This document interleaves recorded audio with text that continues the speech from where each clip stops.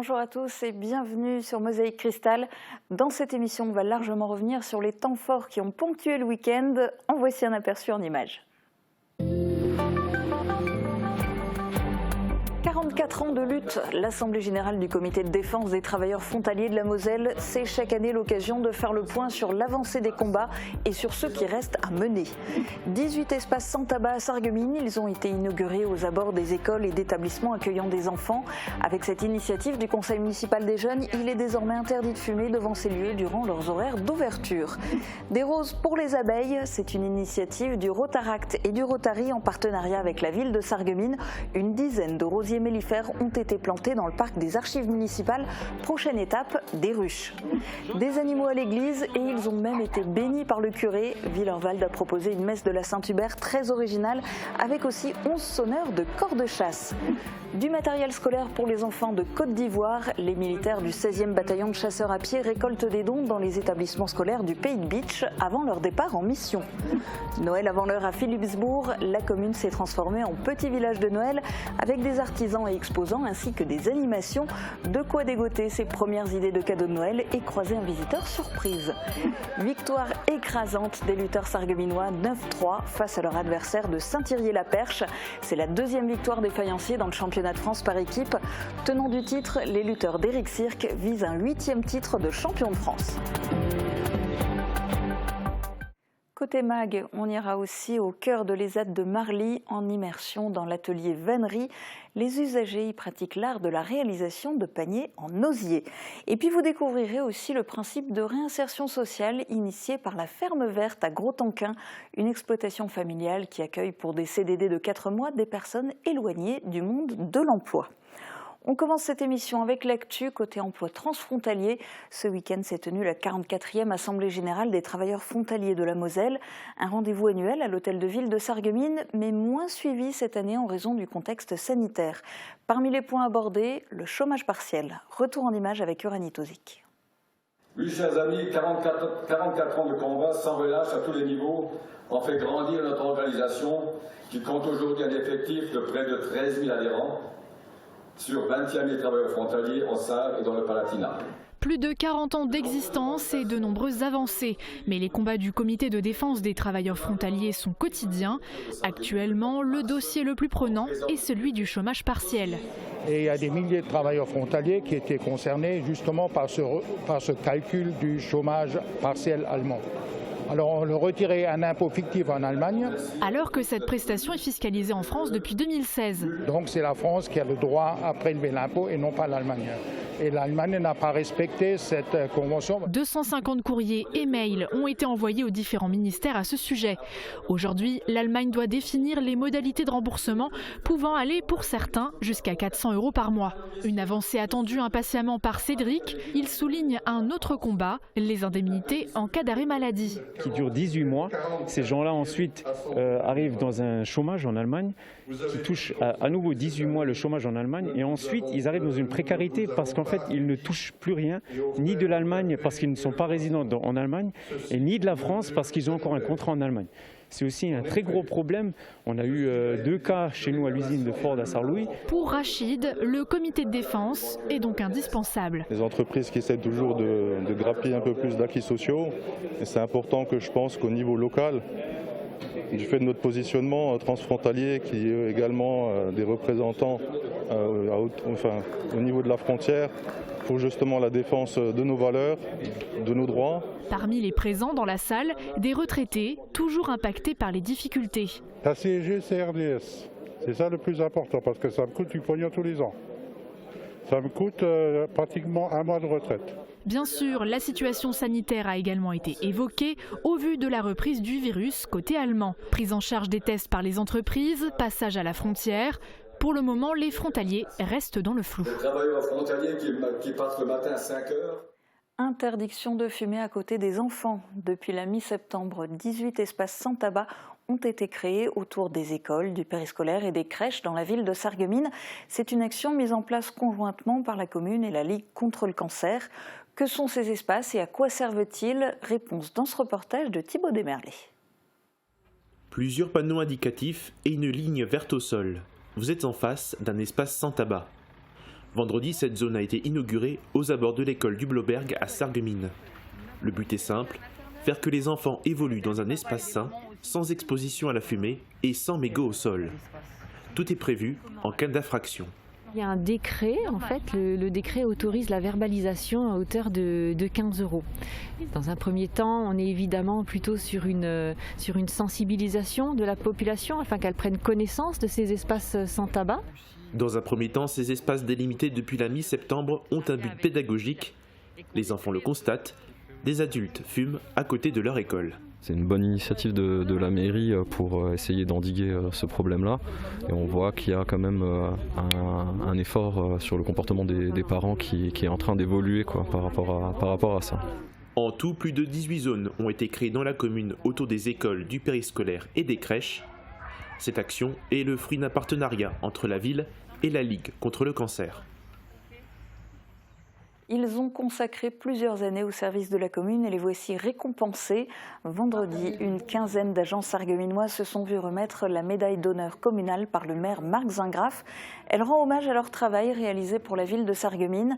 9 médailles d'argent, 1 de vermeil et 4 en or ont été décernées. La cérémonie a eu lieu dans la salle du conseil municipal. Elle aurait dû normalement se dérouler en début d'année lors des vœux du maire, mais la crise sanitaire a imposé un report de date. Aux archives municipales de Sarreguemines, on a mis la main à la terre. Quelques membres du Rotaract Moselle-Est ont planté de nouvelles espèces autour du bâtiment en présence des espaces verts de la ville. Il s'agit de roses mellifères, de quoi attirer nos amis les abeilles. Reportage d'Uranie Tozic. D'ici quelques mois, ces jeunes plants deviendront de belles roses et viendront agrémenter le pourtour des archives municipales de Sarreguemines. 2 espèces ont été choisies, des rosiers drift et des parfumella, et ce pour une bonne raison. C'est un type de rosier qui est mellifère, comme d'autres plantes, où les abeilles pourront butiner dans le secteur, on va dire. Car pour le moment, elles sont plutôt timides sur le site. En ce dimanche matin, certains ont donc retroussé leurs manches. 3 membres du Rotaract Moselle-Est et les services des espaces verts de la ville pour planter plus d'une dizaine de rosiers. On voit que le cycle de pollinisation se réduit. Nos abeilles sont des espèces qui commencent à être en danger. Comme on voit dans certains pays comme en Chine ou en Amérique, on utilise des pollinisateurs à la main, donc ce sont des hommes qui se baladent dans les champs, qui pollinisent alors avec des petits instruments, en prenant le pollen, en le mettant dans les plantes. Et c'est vrai que pour éviter tout ça, on a eu cette vraie inspiration en disant il faut qu'on fasse quelque chose. L'opération est nationale. Localement, elle a été proposée par le Rotary Club de Sarreguemines. Première étape, la plantation. Second projet, acheter une ruche. Donc c'est un cycle qui aide la pollinisation. On donne d'un côté nos plantes à butiner et de l'autre côté nos maisons pour les abeilles. 150 € ont été dégagés des ventes de rosiers. Au printemps prochain, la ruche devrait être implantée à l'arrière du bâtiment pour assurer calme et tranquillité aux nouvelles butineuses. Près du mur. Une messe pas comme les autres. Hier matin, les paroissiens de l'église de Willerwald ont assisté à un office original. Les corps de chasse ont fait le déplacement à l'occasion de la Saint-Hubert. Ce chrétien est considéré comme le patron des chasseurs. Et à la fin de la messe, les animaux domestiques ont été mis à l'honneur. Le curé en a béni quelques-uns. Reportage de Christelle Reviaco.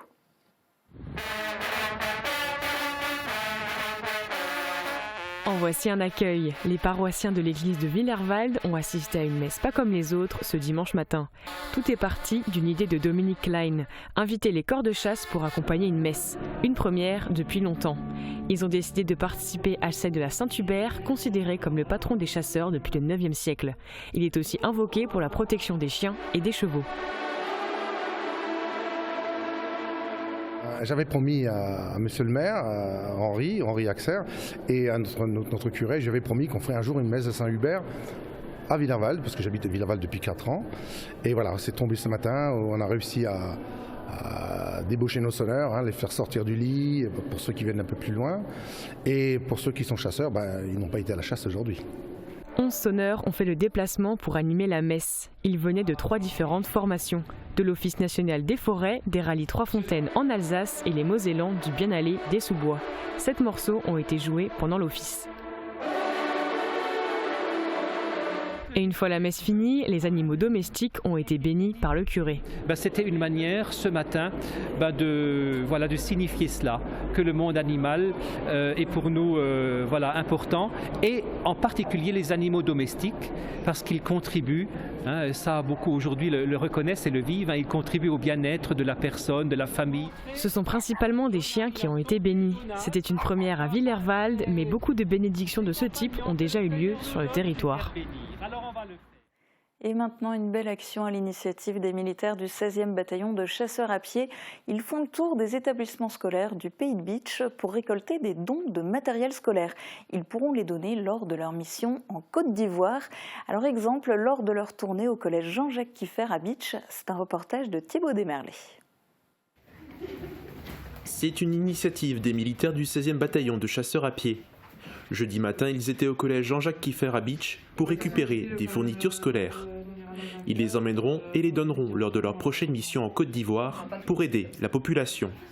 C'est vraiment super l'initiative qui a été faite et justement le dévouement et le fait que les élèves s'investissent quand même énormément pour ce partage. Azra Varol et Émilie Lobjoie étaient toutes les deux très impliquées dans l'opération. Elles ont réussi à rassembler 5 cartons remplis de matériel. Des dons récoltés auprès des familles, professeurs et élèves du collège. C'est une cause importante pour elles. Parce que ça nous tient à cœur que d'autres élèves aient la même opportunité que nous, que d'aller à l'école avec des bonnes affaires et pouvoir travailler correctement avec du bon matériel. La conseillère principale d'éducation, Pamela Panther, était là pour superviser l'action. Les militaires ont fait le tour d'autres établissements scolaires du Pays de Bitche. Des dons supplémentaires devraient encore arriver au collège Jean-Jacques Kieffer avant la fin du mois. Novembre n'est pas encore terminé, mais on est nombreux à penser déjà aux fêtes de fin d'année, comme à Philipsbourg où un petit marché de Noël a pris place près de la salle socioculturelle. Des animations étaient proposées hier, mais aussi une quinzaine de stands de décoration et de produits locaux, aperçus en images dans ce reportage d'Uranie Tozic. Qui a dit qu'à Philipsbourg, on ne pouvait pas trouver des produits divers et variés? Décorations faites de bois, bougies aux senteurs multiples, produits fermiers, objets en cuir, autant de savoir-faire concentrés dans une seule et même commune. Mais les visiteurs ne sont pas uniquement venus pour cela. Partager le commerce de proximité, faire découvrir aux enfants les traditions et les métiers des travaux manuels. Voilà, un petit moment en famille avec les 3 petits-enfants. On va encore prendre un benelin et puis on va le déguster après à la maison. En déambulant sur la place, on pouvait trouver des idées de cadeaux made in Beacherland. Le club senior de la commune exposait par exemple de belles créations, l'école d'Egelsart vendait des nichoirs originaux et certains artisans ont pris plaisir à expliquer leur métier. Mais petits comme grands attendaient une autre surprise. Profitez, voir le Père Noël, par hasard si on le croise. Il suffisait d'en parler pour l'apercevoir. Un premier miracle avant d'entrer dans la période de l'Avent. Côté sport, les lutteurs sarregueminois sont sur la bonne voie. Après un premier succès face à Mézières-les-Messes, le club de lutte de Sarreguemines rafle une 2e victoire pour ce championnat de France par équipe en première division. Samedi, les faïenciers ont partagé la piste du gymnase Jean Jaurès avec leurs adversaires du club de Saint-Thirier-la-Perche. Parmi les effectifs, des jeunes et des anciennes recrues. Retour sur cette rencontre avec Uranie Tozic. Encore un peu là, ouais. De beaux matchs pour cette 2e journée de championnat de lutte par équipe. Et c'est le club de Sarreguemines qui remporte la rencontre. Le tout à domicile avec 9 victoires au compteur face à leur adversaire de Saint-Thirier-la-Perche. Moi je stresse toujours, mais de l'autre côté c'était une belle victoire. Avec une belle équipe en face quand même qui est très sympathique, où on a beaucoup d'affinités, ça fait plaisir. Ça fait toujours chaud au cœur de revenir dans son club original. Malheureusement Sarreguemines ont une bonne équipe, ils sont très forts. Donc c'est dur pour nous, on a pris beaucoup de jeunes. Côté sarregueminois aussi, on a donné l'opportunité aux jeunes recrues de faire leurs preuves. Sur le tapis, on retrouvait notamment Marius Michon pour la lutte libre. Parmi les nouveaux, on compte aussi sur Kamzat, entré au club cette année. Mon premier championnat contre Mézières, j'ai malheureusement perdu 6-4. Et là, j'ai perdu du poids, mais malheureusement, j'ai pas lutté aussi parce que la personne elle a déclaré forfait. Mais j'espère lutter la prochaine rencontre. On a fait confiance aux jeunes qui sont vraiment issus de l'école de lutte et qui sont en train de monter. Ils découvrent, pour eux c'est pas facile. Difficulté aussi chez les anciens comme Saifeddine Alekma, vice-champion d'Europe, qui s'incline lors du dernier match. En fait, à cause de Covid, on n'a pas lutté pendant 12 ans. Après, on a recommencé. Je trouve que c'est pas mal pour le club. On a gagné bien, on commence bien, mais il faut gagner prochain. Un démarrage exemplaire qui permet au club d'envisager le titre de champion de France par équipe pour la 8e fois. Prochain match à domicile, le 11 décembre prochain contre Sotteville-les-Rouen. Les Sarregueminois iront ensuite lutter contre leurs confrères de Schiltigheim.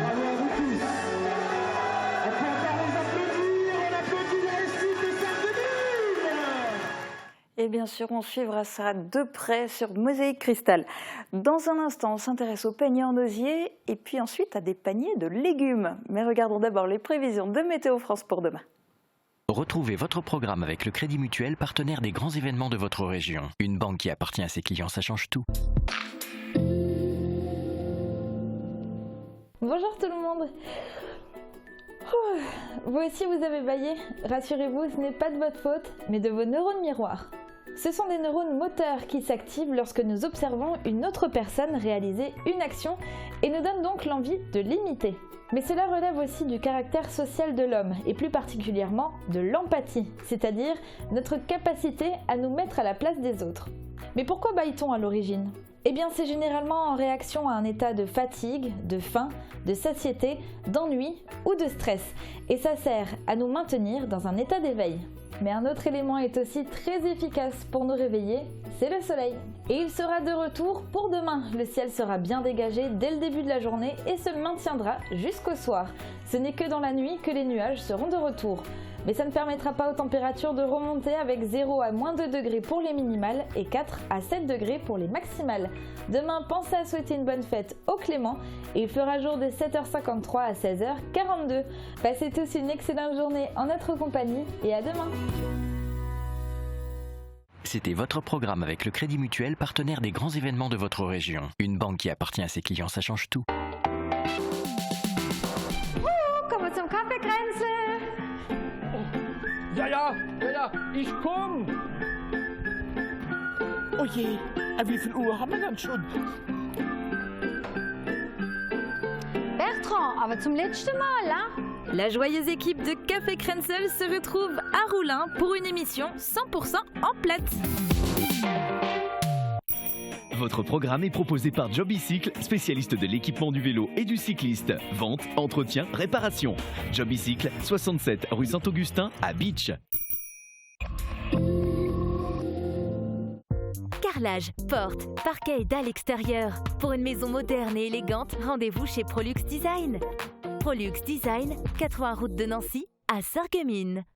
Découvrez du 27 novembre au 24 décembre le marché de Noël de Sarreguemines. Plusieurs animations vous attendent. Une rencontre avec le Père Noël, une patinoire, des marchés de producteurs locaux, des artisans d'art, des expositions, des ateliers et spectacles, mais aussi le grand jeu des commerçants. Vivez aussi entre magie et tradition le grand défilé de la Saint-Nicolas et la Sainte-Lucie, dans le cadre de Noël de Moselle. Programme complet sur sarreguemines.fr. En cette fin d'année, faites-vous plaisir chez AVS Médical grâce à nos offres exceptionnelles. Procurez-vous le stimulateur circulatoire numéro 1 en France de la marque Revitive. Grâce à la technologie d'électrostimulation musculaire, il améliore le retour veineux et soulage les douleurs, crampes et gonflements. Pour un stimulateur Revitive acheté dans nos centres de santé, un sac de transport et des électrodes d'une valeur de 69,80 € sont offerts. AVS Santé, notre métier, vous accompagner.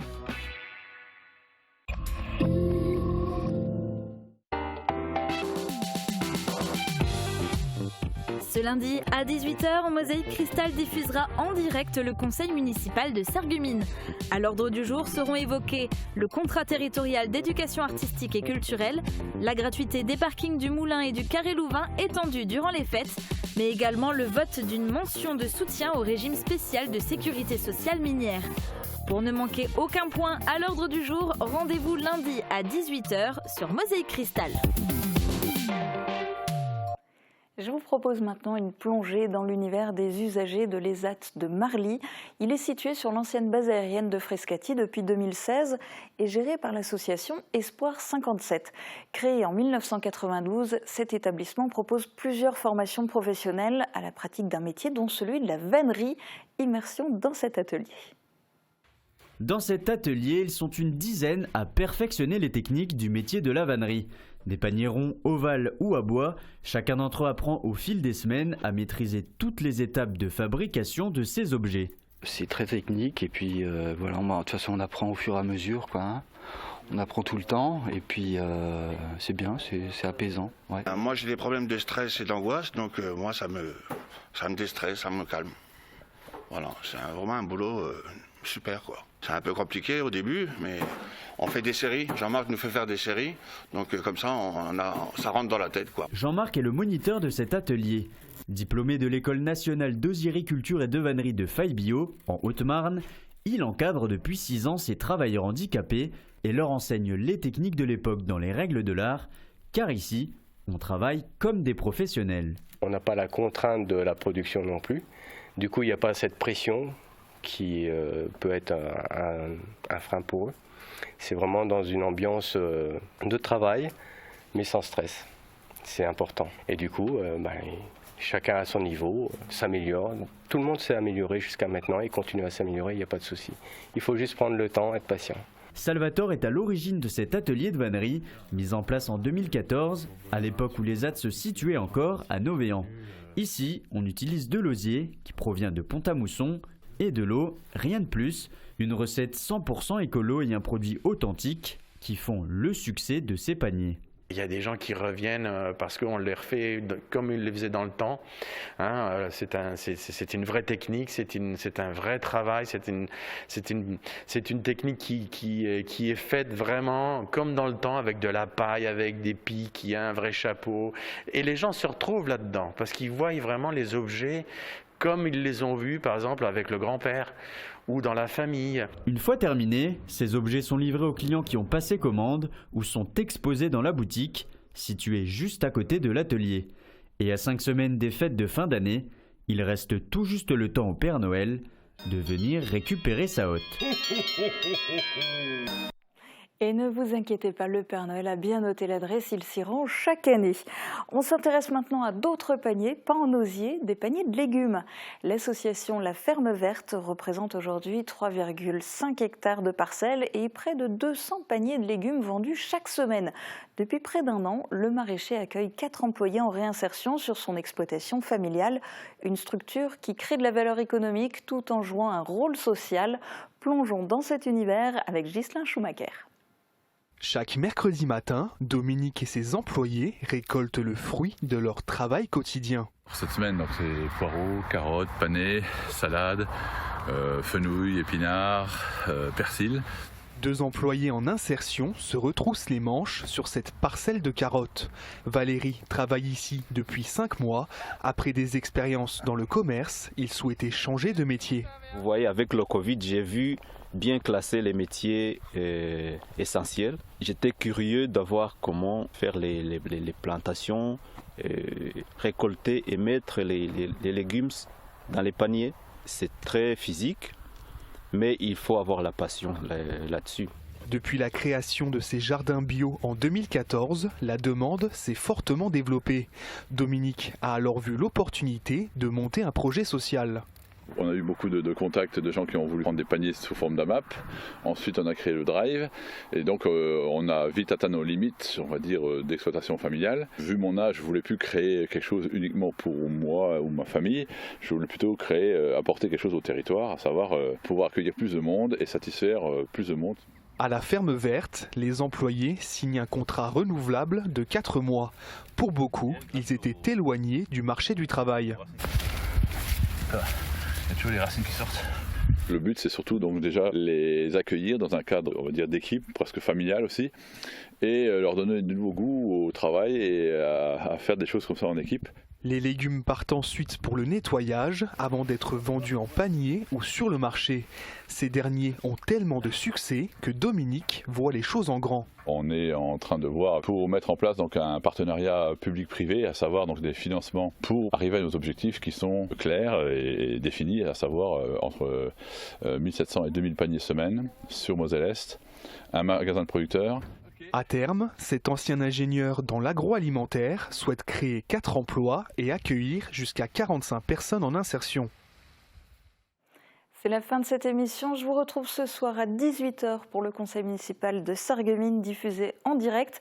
Et puis je vous donne rendez-vous demain dès midi sur Mosaïque Cristal pour une nouvelle émission. Très bonne journée à tous.